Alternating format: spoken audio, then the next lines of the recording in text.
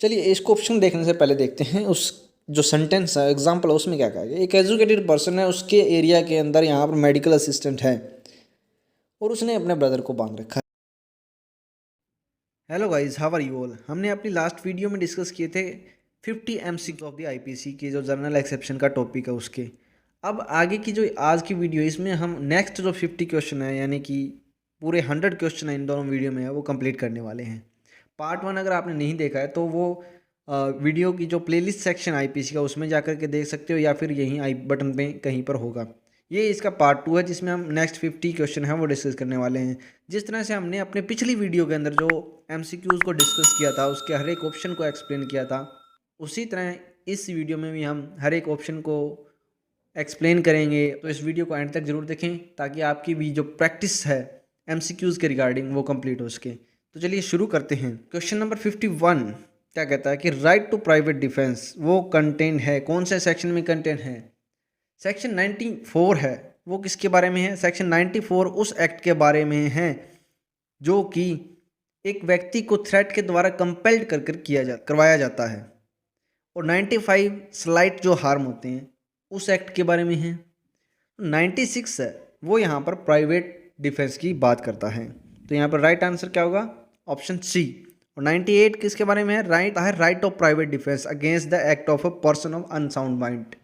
Unsound mind व्यक्ति के against अगर प्राइवेट डिफेंस की बात करें तो वो 98 सेक्शन में दी गई है। क्वेश्चन नंबर 52 है वो क्या है? Right to private defence is based on the natural instinct of, यानी कि किस चीज़ के ऊपर बेस्ड है ये सेल्फ प्रिजर्वेशन पे बेस्ड है।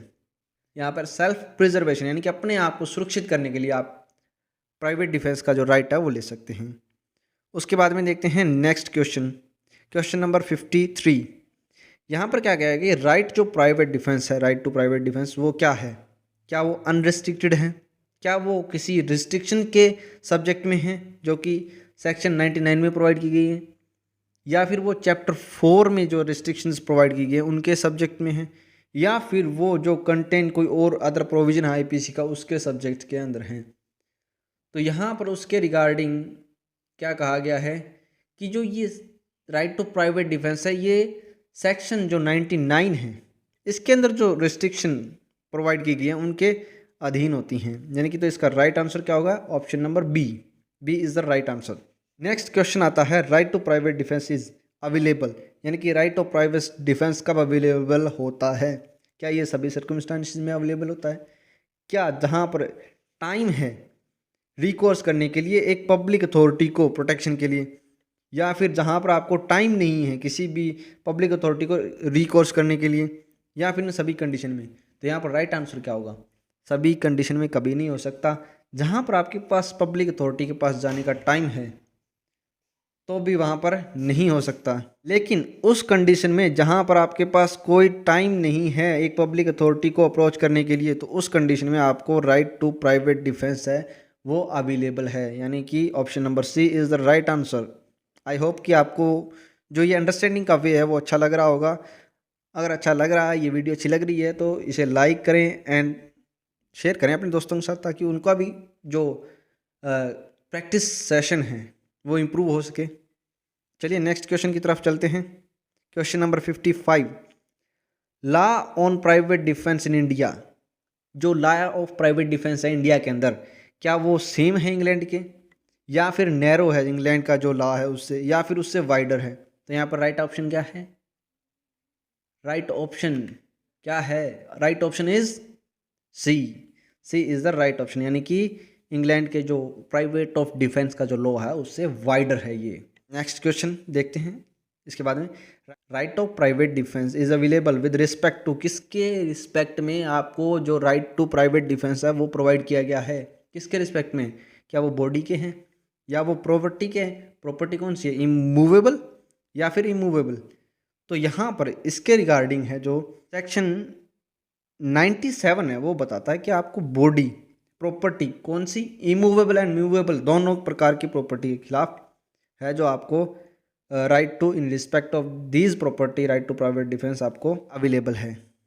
तो यहाँ पर राइट ऑप्शन क्या होगा? राइट ऑप्शन होगा D. Option D is the right answer. Question number 57 देखते हैं कि under section 98 right to private defence is also is available against the, किसके खिलाफ आपको 98 के according right to private defence, तो यहाँ पर क्या वो एक अनसाउंड माइंड व्यक्ति के खिलाफ है, और person who does not have a maturity of understanding, या जो व्यक्ति जिसके जो अंडरस्टैंडिंग की जो स्थिति है वो अभी तक मैच्योर नहीं हुई है, तो क्या उस केस में भी आपको राइट ऑफ प्राइवेट डिफेंस है? तो जी हाँ, यस 98 कहता है ये। तो इसकी जो आंसर है वो क्या होगा?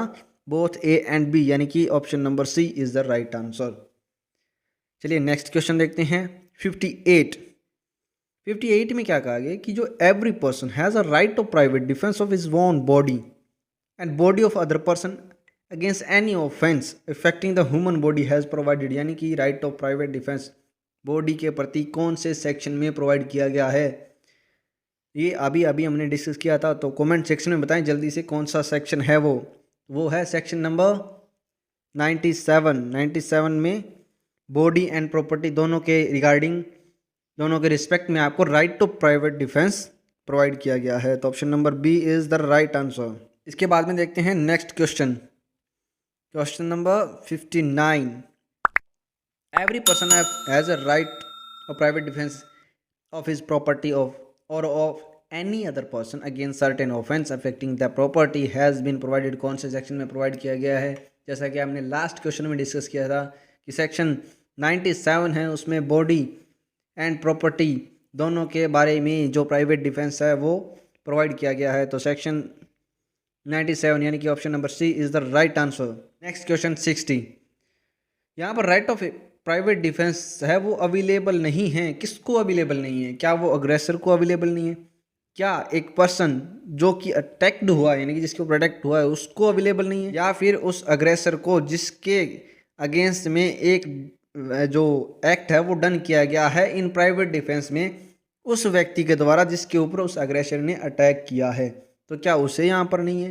तो यहाँ पे इसका राइट ऑप्शन सिंपल सी बात है, option number A is the right answer, यानी कि टू द अग्रेसर को यहाँ पर किसी भी तरह का कोई राइट ऑफ प्राइवेट डिफेंस नहीं है। चलिए नेक्स्ट क्वेश्चन देखते हैं, question number 61। In case of a free fight है बिटवीन द टू पार्टी, दो पार्टी के बीच में फ्री की फाइट है, क्या उस केस में यहाँ पर right to private defence available है? क्या वो एक पार्टी को अवेलेबल है या दोनों पार्टीज को अवेलेबल है? तो इसके बारे में यहाँ पर क्या कहा गया है कि right of private defence is available to the both party, क्या ये पॉसिबल है? नहीं। Right of private defence individually उनको अवेलेबल है? नहीं। No right of private defence is available to either party, यानी कि यहाँ पर राइट ऑप्शन क्या होगा? ऑप्शन नंबर सी, यानी कि किसी भी पार्टी को right of private defence available नहीं है, तो option number C is the right answer. Next question देखते हैं, क्वेश्चन नंबर 62। क्वेश्चन नंबर 62 क्या कहता है कि अंडर सेक्शन 99 यानी कि 99 सेक्शन है उसके अंदर right of private defence is, क्या वो अवेलेबल है, क्या अवेलेबल नहीं है, तो कब अवेलेबल है और किन सर्कमस्टांसिस के अंदर अवेलेबल नहीं है, उसके बारे में सेक्शन 99 क्या कहता है? बेसिकली जो सेक्शन 99 है वो उन एक्ट के बारे में बात करता है जिनके अगेंस्ट कोई भी right to private defence available नहीं है। तो यहाँ पर जो ऑप्शन नंबर ए क्या कहता है कि नॉट अवेलेबल नहीं है, लेकिन यहाँ पे कंडीशन 99 की फुलफिल करता है, लेकिन आगे की जो लाइन है वो क्या कहती है कि at all against the public servant जो कि engaged in discharge their lawful duty. अब देखते हैं option number 2, available under all circumstances against the public servant engaged in discharge of their lawful duty, यानी कि लॉफुल ड्यूटी डिस्चार्ज कर रहा है उसके अंदर सभी के अंदर उसको प्राइवेट डिफेंस अवेलेबल है, ये नहीं पॉसिबल है। सी क्या कहता है कि available against the public servant के अगेंस्ट प्राइवेट डिफेंस है, कब है? ओनली व्हेन, जब उनका एक्ट है cause reasonable apprehension of death एर ग्रीवियस हार्ट, यानी कि ग्रीवियस हार्ट और डेथ का जो एक रीजनेबल अप्रीहेंशन यानी कि एक डर उनके एक्ट से किसी के अंदर होता है, तो उस केस में यहाँ पर क्या उसको प्राइवेट डिफेंस अवेलेबल है अंडर सेक्शन 99। तो यहाँ पर सेक्शन 99 का जो पैरा है सेकंड उसमें कहा गया है कि there is a no right of private defence against an act which does not reasonably cause apprehension of death और ऑफ ग्रीवियस हार्ट, यानी कि डज नॉट रीजनेबली जो अप्रहेंशन है डेथ की या ग्रीवियस हार्ट की वो क्रिएट नहीं कर रहा, तो उस केस में यहाँ पर private right to private defence है वो अवेलेबल नहीं है। लेकिन यहाँ पर क्या है, क्या कहता है ये ऑप्शन नंबर सी, ये कहता है कि उस एक्ट से यहाँ पर हो रहा है क्या, रीजनेबल अप्रीहेंशन उस सामने वाले व्यक्ति के माइंड में कि यहाँ पर उसकी डेथ हो सकती है या उसको ग्रीवियस हार्ट हो सकता है, तो उस केस में उस व्यक्ति को राइट टू प्राइवेट डिफेंस है वो अवेलेबल है अगेंस्ट दी पब्लिक सर्वेंट। तो यहाँ पर राइट ऑप्शन क्या है, option number C, C is the right answer. चलिए नेक्स्ट क्वेश्चन देखते हैं, question number 63, right to private defence under section 99 कहाँ तक एक्सटेंड करता है ये, तो ये extend to the causing more harm than it is necessary for the purpose, no, जितना हार्म किसी भी अपने प्राइवेट डिफेंस के लिए नेसेसरी है उससे ज़्यादा एक्सटेंड कभी नहीं करता।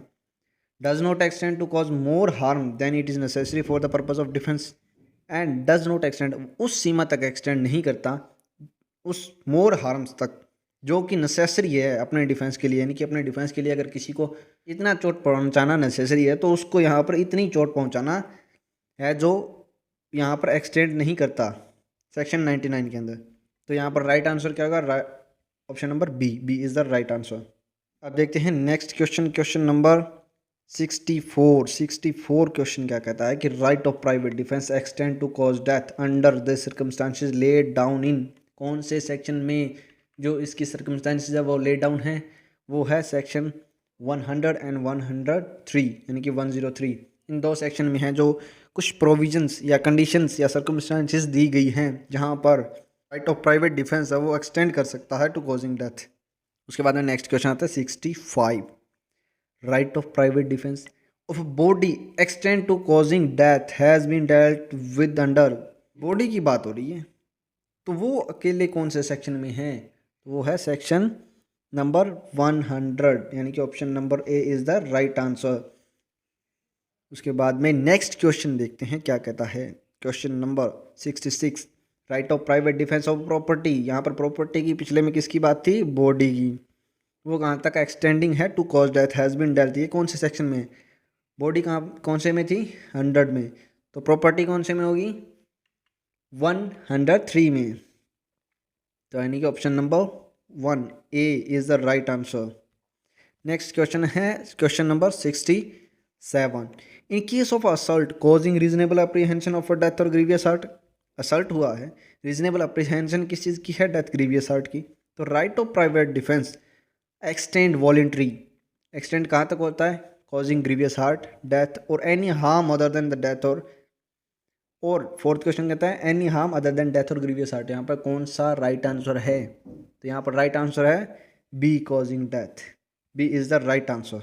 नेक्स्ट क्वेश्चन क्या है, question number 68, in case of assault with intention, assault है किसकी इंटेंशन है, टू कमिट द रेप और ऑफ ग्रेटिफाइंग अननेचुरल लस्ट, इसके बारे में एक इस इंटेंशन से किसी ने किसी के ऊपर असल्ट किया है, तो यहाँ पर जो राइट टू प्राइवेट डिफेंस है वो एक्सटेंड कहाँ तक करता है, तो इस केस में जो राइट ऑफ प्राइवेट डिफेंस है वो कहाँ तक एक्सटेंड करता है, causing any harm including death, यानी कि उस व्यक्ति की डेथ तक एनी हार्म जो इसमें इंक्लूड है।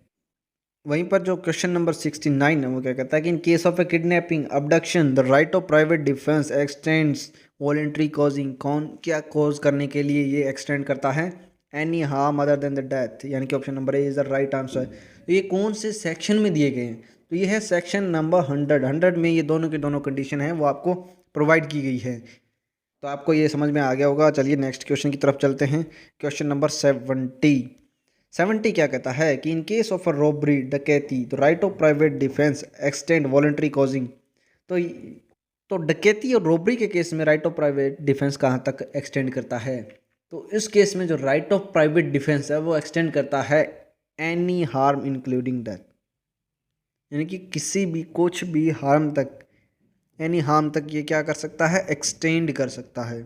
वहीं पर जो नेक्स्ट क्वेश्चन है वो क्या कहता है कि जहाँ पर एक रॉन्ग डूअर है वो कमिट क्या करता है, बाय नाइट हाउस ब्रेकिंग करता है, कब, नाइट में, राइट ऑफ प्राइवेट डिफेंस है वो कहाँ तक एक्सटेंड करता है, voluntary causing, B option any harm including death, B option क्या है राइट आंसर। ये कौन से सेक्शन में दिए गए हैं, दोनों के दोनों किस सेक्शन से रिलेटेड है दोनों क्वेश्चन, वो हैं सेक्शन नंबर 103, यानी कि जहाँ पर प्रॉपर्टी के regarding right to private defence की बात की गई है, राइट ऑफ प्राइवेट डिफेंस की, उसके बारे में ये बातें करते हैं।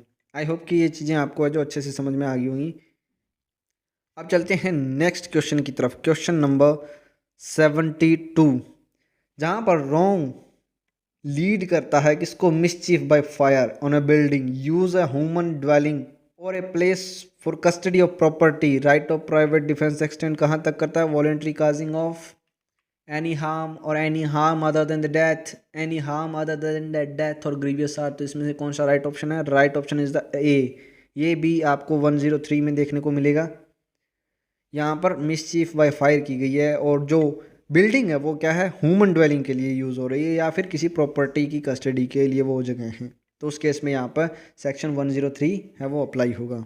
नेक्स्ट क्वेश्चन देखते हैं, question number 73, under section 102 of the IPC के 102 सेक्शन हैं, उसके अंदर right to private defence of the body वो कब कॉमेंस होता है, उसके बारे में यहाँ पे बात की है। तो वो कॉमेंस कब होता है, as soon as the reasonable apprehension of a danger to the body arise, body के लिए जब वो डेंजर अराइज होता है, जैसे ही अराइज होता है उसकी रीजनेबल अप्रीहेंशन आपके माइंड में आती है, वो कंटिन्यू हो जाता है, कॉमेंस शुरू हो जाता है। और वो कंटिन्यू कब तक रहता है, एज लॉन्ग एज, उस टाइम तक कंटिन्यू रहता है, तब तक जब तक कि वो अप्रीहेंशन है, ये रीजनेबल अप्रीहेंशन है, वो कंटिन्यू रहती है।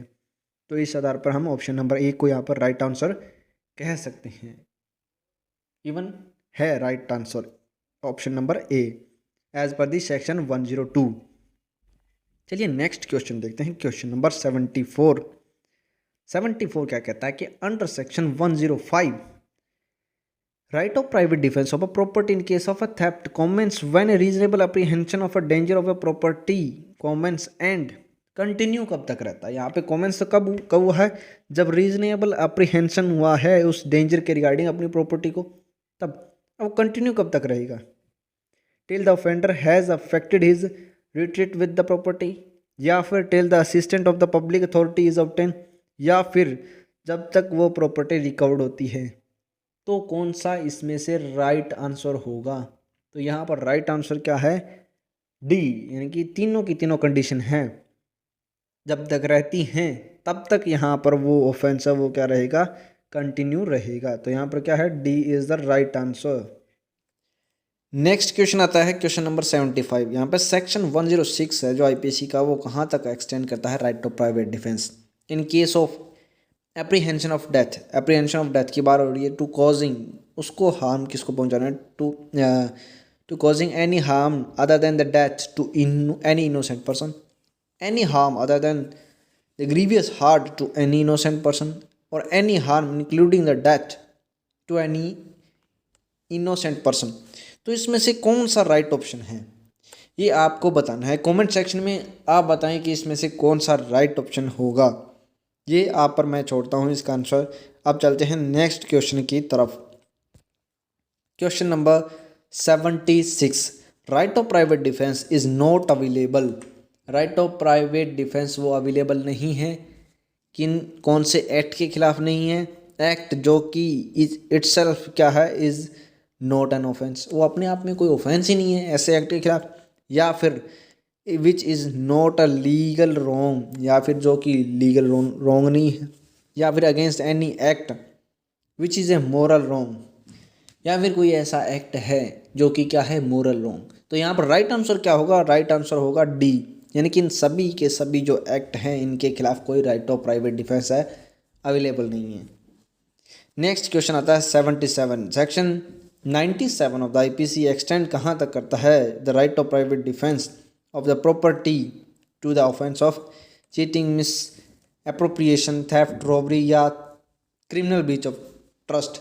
यहाँ पे कौन सी जो ऑफेंस है उसके बारे में 96 में बात की गई है, वो की गई है थेफ्ट एंड रॉबरी के बारे में, यानी कि ऑप्शन नंबर जो सी है वो क्या है, राइट आंसर है।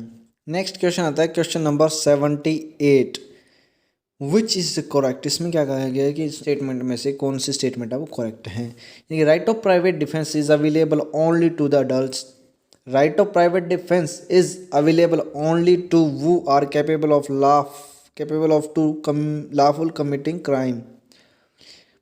लॉफुली जो कि कैपेबल है क्राइम कमिट करने के लिए, या फिर right of private defence is available है only to the public servant, या फिर right of private defence is available to the all irrespective of the age and capacity. यानी कि एज रिस्पेक्टिव, यानी कि जो ऑप्शन नंबर डी है वो क्या कहता है, वो कहता है कि राइट ऑफ प्राइवेट डिफेंस है वो सभी को है। सही बात है, सभी को है, irrespective of the age capacity, यानी कि एज वगैरह यहाँ पे कोई मैटर नहीं करती, तो यहाँ पे इसलिए option number D is the right answer. चलिए नेक्स्ट क्वेश्चन की तरफ चलते हैं। Question number 79, every person has a right to defend him. अपने आप को डिफेंड करने का प्रत्येक व्यक्ति के पास राइट है, तो वो वहाँ पर डिफेंड किसे करेगा? Against any offence affecting the human body, या फिर him and the body of his friend, against any offence affecting the human body, या फिर the body of any person against any offence affecting the human body. कौन सा इनमें से right जो पर आंसर है वो है defend himself and the body of any person against any offence जो कि इफेक्टिंग द ह्यूमन बॉडी, यानी कि जो ह्यूमन बॉडी को इफेक्टिंग करने वाले ऑफेंस हैं उन ऑफेंसेस के खिलाफ अपनी बॉडी को या बॉडी ऑफ एनी पर्सन को डिफेंड करने का यहाँ पर राइट है प्रत्येक व्यक्ति के पास। तो option number C is the right answer. चलिए नेक्स्ट क्वेश्चन देखते हैं। क्वेश्चन नंबर 80 क्या कहता है? Right of private defence is क्या है? आ गया है कि कब जो राइट ऑफ प्राइवेट डिफेंस है वो अवेलेबल है। आई थिंक ये क्वेश्चन रिपीट हुआ है, तो यहाँ पर जो हमने पिछले क्वेश्चन में देख ही लिया है कि जो राइट ऑफ प्राइवेट डिफेंस है वो उस टाइम अवेलेबल होता है जब वहाँ पर आपके पास कोई टाइम नहीं है किसी भी पब्लिक अथॉरिटी को अपनी प्रोटेक्शन के लिए रिकॉर्स करने के लिए, यानी कि आप पब्लिक अथॉरिटी को किसी को भी बुला नहीं सकते, इतना आपके पास टाइम नहीं है, तो उस सिचुएशन में आपके को राइट ऑफ प्राइवेट डिफेंस है वो अवेलेबल होता है। तो नेक्स्ट क्वेश्चन देखते हैं। Question number 81, which of the following statement is correct? यानी कि इन स्टेटमेंट में से कौन सी स्टेटमेंट है जो करेक्ट है। ऐसे जो क्वेश्चन है अक्सर नेट के एग्जाम में देखे गए हैं। तो चलिए ये क्वेश्चन देखते हैं कि inevitable accident is not a defence at all but only denial of liability. Inevitable accident is not a denial of liability but only defence, कैसे ये? या फिर inevitable accident is a both defence and denial of the liability. तो इनमें से right answer एक fourth के option हो रहेगा inevitable accident is a chance event and can neither be defence not a denial of the liability. तो इनमें से राइट आंसर कौन सा होगा? तो इनमें से राइट आंसर कौन सा होगा? Option number C is the right answer, क्योंकि जो इनएविटेबल एक्सीडेंट हैं वो दोनों हैं, डिफेंस भी है और अपनी जो लाइबिलिटी है उसका डिनाइल भी है। इसका राइट आंसर क्या है? Option number C. Next question देखते हैं। Question number 82, give the correct response, यानी कि जो ये सेंटेंस दिया गया है उसका करेक्ट रिस्पॉन्स देना है। ए, एक अक्यूज है, एक एजुकेटेड पर्सन है, वो एक टाउन में रहता है जहाँ पर मेडिकल अटेंडेंस है वो भी अवेलेबल है। वो अपने भाई को, अपने ब्रदर को चेन्ड अप कर देता है, बांध देता है, जो कि सफरिंग है किस चीज़ से? Periodical fit of violent insanity, यानी कि किसी तरह की कोई इंसैनिटी है, उसको दौरे वगैरह आते हैं पागलपन के वगैरह, वो उससे सफरिंग है। For over 3 months in unnecessary cruel manner, 3 month तक लगातार अननेसेसरी क्रूअल मैनर में वो उसको वहाँ पर टाई अप करके चेन्ड अप करके रखता है। तो यहाँ पर क्या वो किसी ऑफेंस के लिए लायबल है? क्या उसके पास किसी तरह का कोई प्राइवेट डिफेंस है? तो यहाँ पर इसका आंसर क्या होगा? चलिए इसको ऑप्शन देखने से पहले देखते हैं उस जो सेंटेंस है, एग्जाम्पल है, उसमें क्या कहा गया। एक एजुकेटेड पर्सन है, उसके एरिया के अंदर यहाँ पर मेडिकल असिस्टेंट है और उसने अपने ब्रदर को बांध रखा है जो कि एक इलनेस है, एक बीमारी से ग्रस्त है। तो आप अपनी कॉमन सेंस से देखिए कि क्या यहाँ पर वो लायबल होगा। तो यहाँ पर कहा जा सकता है कि उसके जो ब्रदर है जिसने उसको चेन्ड अप किया, उसने कोई भी गुड फेथ में एक्ट नहीं किया है। नंबर 1 ये चीज़ क्लियर होती है, क्योंकि वो फेल्ड हो गया था उस अपने ब्रदर की ड्यू केयर और अटेंशन करने में, क्योंकि उसने जो अवेल नहीं की मेडिकल केयर, एज वहाँ पर पॉसिबल है कि वो मेडिकल अटेंडेंस ले आ सकता है, उस टाउन के अंदर वहाँ पर अवेलेबल है, वो उसने ब्रदर को दिखा सकता था, फिर भी उसने चेंज अप किया। तो यहाँ पर दो कंडीशन उसने फेल कर दी हैं। Instead he hurt to subject the victim undue cruelty, उसके बावजूद यानी कि वो व्यक्ति इलनेस है, उसके बावजूद उसको चेंज अप करके उसके साथ में क्रूअल मैनर में व्यवहार कर रहा है, उसको बांध रखा है। तो ये चीज़ें यहाँ पर होती हैं। तो यहाँ पर हम कह सकते हैं उसने गुड फेथ में कोई भी एक्ट नहीं किया। तो इसका ऑप्शन क्या होगा? राइट होगा D option. D option is the right answer. I think कि आपको कंसेप्ट क्लियर हो गया होगा। नेक्स्ट क्वेश्चन देखते हैं, क्वेश्चन नंबर 85। क्या कहता है 85 कि when the act in it self is wrongful, act अपने आप में रॉन्गफुल है, the defence of a mistake of fact can not be avoid, वो है अवॉइड नहीं ले सकता। It was held in the English case, ये कौन सा इंग्लिश केस में हेल्ड किया गया था कि जब एक्ट अपने आप में ही रॉन्गफुल है तो वहाँ पर defence of mistake of fact है वो अवेल्ड नहीं किया जा सकता। तो ये कौन से केस में लिया गया था? आर वर्सेस प्रिंस, यानी कि आर वर्सेस प्रिंस के केस में। Option number A is the right answer. Next question देखते हैं, क्वेश्चन नंबर 86। 86 में क्या कहा गया है कि point out the incorrect response. Incorrect response है वो पॉइंट आउट करना है। The M'Naghten rule relating to the defence of insanity provide, क्या प्रोवाइड करता है ये? तो इसका जो राइट ऑप्शन है वो है ऑप्शन नंबर डी। टाइम थोड़ा सा बचाने के चक्कर में आपको डायरेक्टली ऑप्शन ही बता दिया गया है। तो टाइम की अहमियत देखते हुए यहाँ पे सभी ऑप्शन को न पढ़ करके यहाँ पे सिर्फ जो राइट ऑप्शन है उसको ही पढ़ते हैं। वेयर, जहाँ पर जो criminal act is done under the insane delusion, insane delusion के अंदर कोई एक्ट किया गया है। As to the surrounding fact के बारे में जो कि कंसील फ्रॉम हिम, जो कि उससे कंसील किए गए हैं। The truth nature of the act, जो ट्रू नेचर क्या है एक्ट का। तो ही इज डूइंग, वह कर रहा है। He would not be under the same degree of responsibility, वो उस डिग्री के रिस्पॉन्सिबिलिटी के अंडर नहीं होगा। As he would have been on a fact as he imagine them to be, अगर वो उस फैक्ट को यहाँ पर इमेजिन कर करके कोई एक्ट कर रहा है तो वो यहाँ पर उस सेम डिग्री के अंदर रिस्पॉन्सिबल नहीं होगा उस केस में जहाँ पर उसकी जो सराउंडिंग फैक्ट है उससे, उस एक्ट के ट्रू नेचर से कंसील किए गए हैं। तो इसका राइट आंसर क्या होगा? डी होगा। नेक्स्ट क्वेश्चन देखते हैं, नेक्स्ट क्वेश्चन नंबर 87। एक अक्यूज्ड है, कमिट क्या करता है? Murder without any motive under the epileptic fit के अंदर। तो वो क्या है? क्या वो गिल्टी है ऑफ मर्डर? क्या वो एंटाइटल है टू गेट बेनिफिट अंडर 84 के अंदर, या फिर वो एंटाइटल नहीं है ऐसे बेनिफिट को लेने के लिए? तो यहाँ पर राइट ऑप्शन क्या होगा? ऑप्शन नंबर बी, यानी कि सेक्शन 84 के बेनिफिट हैं वो यहाँ पे उसको अवेलेबल होंगे। तो बी ऑप्शन क्या है? राइट ऑप्शन है। नेक्स्ट देखते हैं, question number 88। Give the incorrect response, incorrect response देना है। In order to avail the defence under section 87 के अंदर डिफेंस लेना है तो आईपीसी के, तो कौन सी कंडीशन है वो फुलफिल होनी चाहिए? कौन सी कंडीशन है वो क्या है? कंडीशन जो कि डी ऑप्शन में प्रोवाइड की गई है। सेक्शन 87 क्या कहता है कि यहाँ पर कोई भी एज है वो फिक्स नहीं है कंसेंटिंग के बारे में। बट यहाँ पर सेक्शन 90 क्या कहता है कि in order to be a valid consent होने के लिए it must be a person वो is above of 12 year. Therefore इसीलिए under section 87 also person giving consent must be of above 12 year, not the 18 year. यहाँ पर 12 year की बात की गई है। यहाँ पर इनकरेक्ट क्या है ये रिस्पॉन्स इस चीज़ का? D, give the correct response. अब की बार किसकी बात हो रही है? करेक्ट रिस्पॉन्स की। पिछली बार क्या था? Incorrect response. ए, एक अक्यूज है जो कि प्रोफेस्ड है to be a snake charmer. Persuaded D को क्या परस्यूड करता है कि जो डिसीड है to be taken bitten by the poisonous snake, जो कि पॉइजनस स्नेक के द्वारा काट लिया गया है। बाय इंड्यूसिंग हिम, उसको इंड्यूस करता है, लुभाता है क्या बिलीव करने में कि he has a power to protect him from the harm, कि उसके पास पावर है उस हार्म से प्रोटेक्ट करने के लिए। तो यहाँ पर जो स्नेक चार्मर है वो बंदा क्या कर रहा है? क्या वो लाइबल है?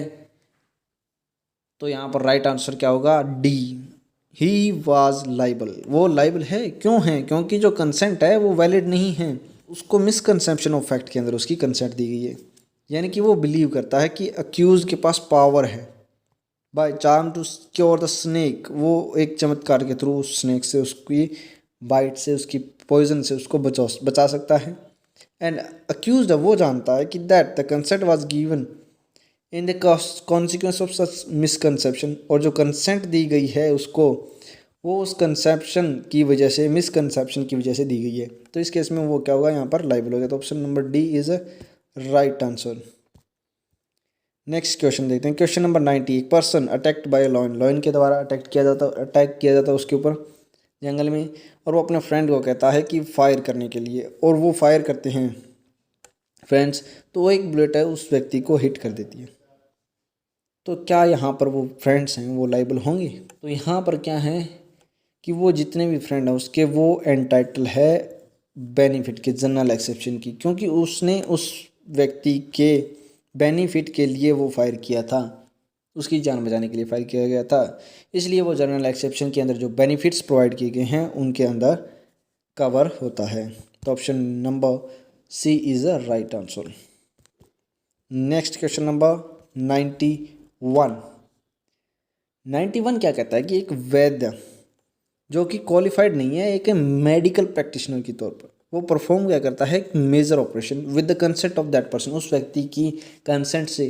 क्या यहाँ पर वो जनरल एक्सेप्शन के बेनिफिट के लिए एंटाइटल है या नहीं है? तो यहाँ पर ऑप्शन नंबर जो ए है वो राइट है। वो क्या कहता है कि वो एंटाइटल नहीं है। जैसे कि जो वैद्य हैं उन can hardly be said to an act in a good faith, उनको यहाँ पर गुड फेथ में एक्ट करने के लिए इसलिए कहा जाता है क्योंकि वो क्वालिफाइड मेडिकल प्रैक्टिशनर नहीं है, यानी कि उनके पास किसी भी तरह की कोई क्वालिफिकेशन नहीं है कि वो एक मेडिकल प्रैक्टिशनर और वो एक ऑपरेशन को हैंडल करने के लायक हैं। तो इसलिए यहाँ पर ऑप्शन ए है जो राइट आंसर है। नेक्स्ट क्वेश्चन की तरफ चलते हैं। नेक्स्ट क्वेश्चन नंबर 92, जो अंडर सेक्शन 94 है, एक person is not liable for any act done under 94 के अंदर एक व्यक्ति कोई एक्ट करता है, वो लाइबल नहीं है। कब लाइबल नहीं है? जब उसको एक फियर्स दिखाया जाता है इंस्टेंट डेथ का, यानी कि उसको थ्रेट किया जाता है कि उस इंस्टेंट डेथ के फियर के थ्रू, तो उस केस में अगर वो कोई एक्ट करता है तो पर्सन लाइबल नहीं होगा। तो option number C is the right answer. Next question देखते हैं इसके बाद में। क्वेश्चन नंबर 93 क्या कहता है कि अंडर सेक्शन 94 एक person is excused for any act done under the fear of death except, एक व्यक्ति है जो फियर ऑफ डेथ है उसको, तो उस केस के अंदर वो एक्सक्यूज्ड कर सकता है किस लिए, किसी भी एक्ट के अंदर, एक्सेप्ट यानी कि कौन से केस को छोड़ करके वो यहाँ पर एक्सक्यूज कर सकता है, ऑप्शन सी में, यानी कि मर्डर और रेप के लिए उसको इसी तरह का कोई एक्सक्यूज नहीं ले सकता। नेक्स्ट क्वेश्चन आता है क्वेश्चन नंबर 94। यहाँ पे मैच ऑफ द फॉलोइंग, यानी कि इन सभी को मैच करना है। इस तरह के क्वेश्चन नेट के एग्ज़ाम के अंदर अक्सर पूछे जाते हैं। तो इसके अंदर क्या है, फर्स्ट क्या कहता है, D minimus non cut legs. तो ये कौन से सेक्शन से रिलेटेड है ये वाली मैगजीन? क्या आपको पता है ये कौन से सेक्शन से रिलेटेड है? ये है सेक्शन नंबर 95 से, यानी कि जो स्लाइट हार्म की बात की गई है, जिसमें स्लाइट हार्म के बारे में प्रोविज़न प्रोवाइड किए गए हैं, उस सेक्शन की बात कर रहा है, 95 की बात कर रहा है। ठीक है। उसके बाद में जो होता है volenti non fit injuria, volenti non fit injuria है वो कौन से सेक्शन में दी गई है, 87 में बात करते हैं उसके बारे में। 87 जिस तरह से स्पोर्ट्स वगैरह में आपकी कंसेंट दी जाती है छोटे मोटे हार्म के लिए, तो लेकिन जो कि डेथ और ग्रीवियस हार्ट से अलग होते हैं, वहाँ पर ऐसी कोई संभावना नहीं होती। तो इस केस के अंदर जहाँ पर जो कंसेंट दी जाती है कोई हार्म पहुँचाने के लिए, उस सेक्शन 87 को यहाँ पे कवर करता है। उसके बाद आता है डेलीरियम ट्रेमेनस। ये मैगजीन है जो कौन से सेक्शन को कवर करती है, ये करती है सेक्शन नंबर 86 को कवर करती है। तो ये था, तो इस आधार पर हम कह सकते हैं नंबर 1 का कौन सा है, डी, 2 का कौन सा है, ए, एंड 3 का कौन सा है, बी। तो राइट आंसर क्या है, option number D, D is the right answer. Next question की तरफ चलते हैं। Question number 95, give the correct response. Correct response देना इसका, इन स्टेटमेंट में से कौन सी करेक्ट है। Mere use of the abusive language, खाली अब्यूसिव लैंग्वेज यूज़ की है, वो does not give rise to their private defence. सही बात है यार, सिंपल गाली के ऊपर कौन अपना राइट टू प्राइवेट डिफेंस है जो यूज़ करके किसी के ऊपर अटैक कर सकता है। सेकंड आती है B, nothing is an offence which is done in the exercise of right to private defence. Right to private defence की एक्सरसाइज में अगर कोई व्यक्ति के द्वारा कोई ऑफेंस या कोई एक्ट किया जाता है तो वो क्या है, ऑफेंस नहीं है। तो यहाँ पर both A and B is right, यानी कि सी ऑप्शन है वो जो राइट है। नेक्स्ट क्वेश्चन देखते हैं, question number 96। Every person has a right to defend. प्रत्येक व्यक्ति के पास में राइट टू डिफेंड है, लेकिन वो है किसके रिगार्डिंग, अपनी खुद की बॉडी या फिर किसी अदर पर्सन की बॉडी, या फिर अपनी बॉडी और खुद की बॉडी और दूसरे की जो बॉडी है या पर्सन है वो किसी के खिलाफ है, against any offence affecting the human body. इसमें से कौन सा राइट है, B option is the right answer. I think ये क्वेश्चन भी रिपीट हुआ है। नेक्स्ट क्वेश्चन आता है question number 97। Every person has a right to defend. किस चीज़ को डिफेंड करने का राइट है, इमूवेबल प्रॉपर्टी या फिर मूवेबल। तो यहाँ पर जो 97 सेक्शन है उसमें ये दोनों प्रॉपर्टीज़ को कवर किया गया है। तो इसका राइट ऑप्शन क्या होगा, C, movable as well as immovable property, यानी कि दोनों प्रॉपर्टी को राइट टू डिफेंड है जो प्रत्येक व्यक्ति को प्रोटेक्ट करने का राइट है। नेक्स्ट क्वेश्चन की तरफ चलते हैं, question number 98। Every person has right to defend the property of himself of और of any other person against the attempt. किस तरह के अटेम्प्ट के प्रति जो राइट टू प्राइवेट डिफेंस है वो कौन सा है, act of theft, robbery, mischief, criminal trespass. ये चारों चीज़ें जहाँ पर होती हैं वहाँ पर आपको right to private defence available होता है। तो इस आधार पर हम ऑप्शन नंबर 4 यानी कि डी को राइट कह सकते हैं। नेक्स्ट आता है क्वेश्चन नंबर 99 क्या कहता है कि फादर ऑफ द अक्यूज जो कि was attacked by the disease के द्वारा उसको अटैक किया गया था एंड सफर्ड सिंपल इंजरी आती है उसके हेड के ऊपर। और जो अक्यूज है, आई थिंक जो अक्यूज है यहाँ पर वो क्या है, इसका बेटा यानी कि फादर का son, in order to protect this father, अपने पिता को बचाने के लिए administered a fatal blow on the chest of the deceased, यानी कि जो डिसीज्ड है इसकी छाती के ऊपर एक खतरनाक ब्लो मारता है विद द बलम के साथ में उसकी छाती पे प्रहार कर देता है। तो यहाँ पर क्या जो अक्यूज्ड है उसके पास राइट टू प्राइवेट डिफेंस है, तो यस उसके पास राइट टू प्राइवेट डिफेंस है क्योंकि वो अपने फादर की जो बॉडी है यानी कि पर्सन है, अदर पर्सन की जो बॉडी को जहाँ पर प्रोटेक्ट करने की बात आती है तो उस कैटेगरी में उसके पास राइट टू प्राइवेट डिफेंस है। लेकिन यहाँ पर उसने जो राइट टू प्राइवेट डिफेंस है वो एक्सीड कर दिया है। क्यों कर दिया है, क्योंकि यहाँ पर जो डिसीज्ड व्यक्ति है उसने सिंपल इंजरी की है लेकिन उसने क्या है एक फैटल ब्लो दे दिया उसको, यानी कि जितना नेसेसरी था उससे ज़्यादा हार्म उसको पहुंचा दिया है। तो यहाँ पर जो ऑप्शन नंबर सी है वो राइट आंसर होगा, यानी कि उसके पास राइट टू प्राइवेट डिफेंस है लेकिन उसने उसको एक्सीड कर दिया है। तो नेक्स्ट क्वेश्चन देखते हैं, question number 100, last question of the video of the end of the general exception topic. A एक न्यू टेनेंट है जो कि एंटर करता है बाय द नाइट में आता है बिल्डिंग के अंदर। तो यहाँ पर जो बी व्यक्ति है जो कि अनदर टेनेंट है, दूसरा टेनेंट है, वो सस्पेक्ट करता है उसको him to be a thief, यानी कि इसको वो थीफ मानता है और अटैक कर देता है उसके ऊपर ये व्यक्ति बी। तो क्या इस केस के अंदर ए के पास में राइट टू प्राइवेट डिफेंस है या फिर has a no right of private defence because no offence was committed by the B, क्योंकि बी के द्वारा कोई ऑफेंस ही नहीं कमिट किया गया था, या फिर ए के पास कोई राइट ऑफ प्राइवेट डिफेंस नहीं है, या फिर A has right of private defence because guilty of offence. तो यहाँ पर सिंपल सी बात है, ए के पास में right of private defence available है। A is the right answer क्योंकि वो अपनी बॉडी को तो बचा सकता है। हाँ, बी यहाँ पर उसको थेफ्ट समझ करके मिसकंसेप्शन ऑफ फैक्ट यानी कि मिस्टेक ऑफ फैक्ट की वजह से उसको प्रोटेक्ट किया, लेकिन यहाँ पर ए के पास राइट ऑफ प्राइवेट डिफेंस भी अवेलेबल है क्योंकि वो वहाँ पर उसका टेनेंट है ना कि थीफ है।